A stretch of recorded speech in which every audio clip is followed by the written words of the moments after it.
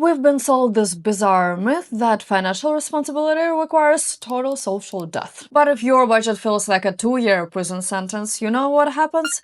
You break out, sprint to the nearest mall or restaurant, and spend $400 on guilt-driven impulse purchases. Today we're fixing that. We're going to cover how to build a budget that actually forces you to have fun without destroying your bank account or living on instant noodles. First up, treat fun like a non-negotiable bill, not a random act of mercy at the end of the month. Most people budget completely backwards. They pay their bills, fund savings, and promise themselves they'll use whatever is left for fun. Spoiler alert, there is never anything left. So after 3 weeks of saying no to everything, your brain rebels and you spend $200 on an impulse night out just to feel alive again. We need to flip that math entirely by building a joy fund into your budget from day one. Traditional finance guides recommend you spending up to 30% of your income on wants. But if you live in an expensive city or your budget is tight, 30% sounds completely insane. That's fine. The percentage doesn't matter, the habit does. Whether your joy fund is $200 a paycheck or $20 a week, lock it in right alongside your rent and electricity. Now, the secret weapon to making this work is isolation. Never leave your fun money sitting in your main checking account. If it's floating around with your bill money, you'll either accidentally spend your rent cash or spend the whole month doing anxious mental math. Set up an automatic transfer every payday that moves your fun money straight to a separate account or a debit card. Which brings us to the golden rule: zero guilt allowed. Once that money hits your fun account, it is officially cleared for lending. Want a $40 candle that smells like an ancient library? Buy it. Want overpriced specialty coffee every morning? Go for it. As long as your bills, debts, and savings are automated first, how you burn this cash is nobody's business, and especially not your internal critics. You've completely eliminated your anxiety because the money was already accounted for. But setting aside fun money is only half the battle. If you spend it recklessly, you'll burn your entire joy fund by day 3 and spend the rest of the month staring at a wall. How do you make $50 of fun feel like $200? That brings us to step 2. Now, having a joy fund is great, but how do we stretch that cash so you can feel like a high roller on a mid-tier budget? You run Joy $2 Audit. Most people don't waste money because they spend too much on fun. They waste it because they spend it on things that bring them zero actual joy. To fix this, look at your last month of spending and plot your fun onto a simple 4-quadrant matrix. First, eliminate the zone of shame. That is high cost, low joy. That is that $18 lukewarm cocktail at a deafening rooftop club where you couldn't even hear your friends. You paid premier prices for a miserable night.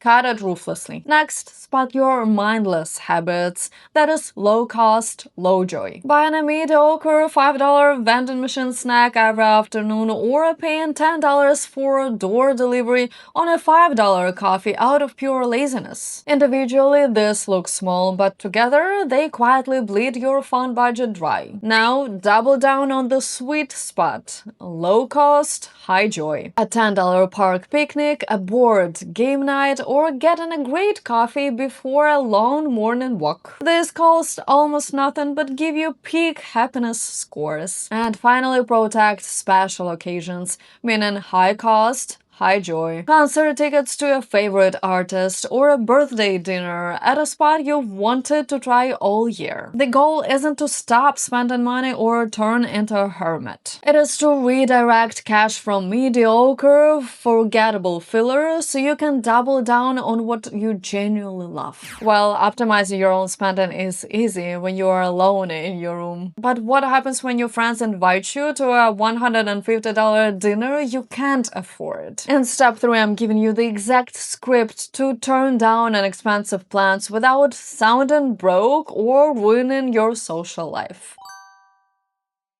Now that you know what to spend on, let's talk tactical hacks to get luxury experiences on a clearance budget so you don't burn through your entire joy fund in week one. Hack number one, the reverse happy hour. Going out for a full dinner at 8 o'clock is a financial trap. You pay peak prices for slow service and marked up entrees. Instead, swap prime time dinners for late afternoon happy hours or lunch menus. You get the exact same kitchen staff and the exact same food at 40 to 50% off. Same flags, half the bill. Hack number two is digital friction. In step one, we talked about isolating your money. Here is how to make it bulletproof. Remove your main debit and credit cards from your Apple Wallet and Google Pay and link only your fun cards to your phone. When you go out on a weekend, your spending limit is hard-coded into your phone. When the balance hits zero, the fund pauses until the next payday. No midnight mental math, no banking app or the next morning, and zero power required. Hack number three, the event swap. The default social plan for most adults is let's go out and buy an expensive food or drinks. But you aren't paying for the venue, you are paying to hang out with your friends. Swap high-cost restaurant nights for themed potlucks, board game tournaments, or outdoor sunset walks. You keep 100% of the social connection while saving hundreds of dollars per month. These hacks will easily double the mileage of your fun cash. But what happens when the spending pressure isn't coming from your own choices, but from your own friends? In step 4, I'm giving you an exact word-for-word script to turn down unexpensive invitations without sounding broke again or alienating your friend group.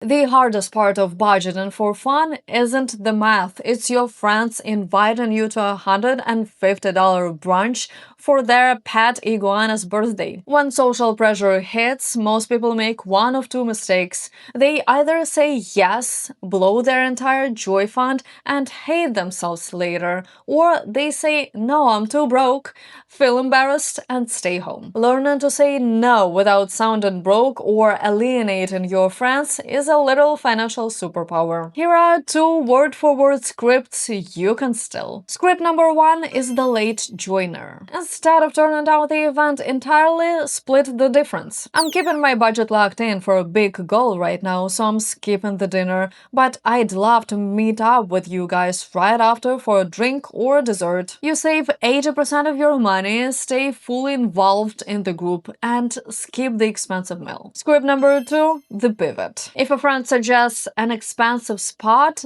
decline the venue, not the person. I can't make that restaurant work this weekend, but I really want to catch up. Let's grab coffee and take a walk on a Sunday instead. Notice what happened? You didn't apologize, you didn't sound defensive, and you took control by proposing a high-joy, low-cost alternative. Real friends care about spending time with you, not draining your bank account.